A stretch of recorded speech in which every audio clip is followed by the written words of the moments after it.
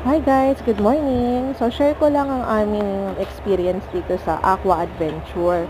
After nga namin maka-attend ng 41st anniversary ng El Shaddai, overnight celebration kasi yun sa Luneta. So we decided to check in sa pinakamalapit na hotel, which is yung H2O Hotel. At thank God din kasi nakakuha kami ng super big discount sa hotel. So, dun upon check-in, dun lang din namin nalaman na free access na pala ngayon ang Aqua Adventure. So, greenab namin to, ito, at pumunta nga kami before kami mag-check out. So, maganda siya kasi free access plus yung free talaga siya, even towels, locker, tickets, free. At kung ilang kayong guest sa room, you're all free to access the Aqua Adventure.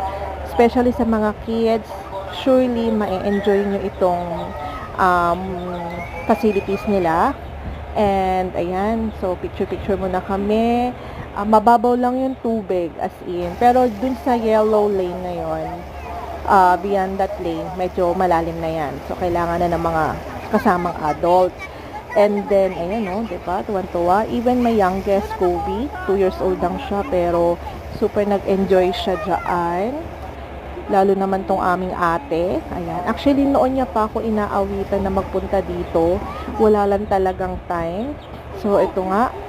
God is really good kasi after attend namin anniversary, ito yung regalo niya sa amin na ma-enjoy namin yung um, na makapunta kami na Aqua Adventure at mag-enjoy ang mga kids. So, ayan.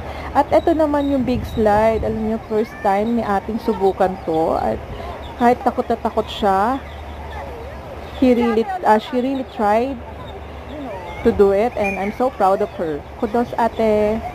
Ayan.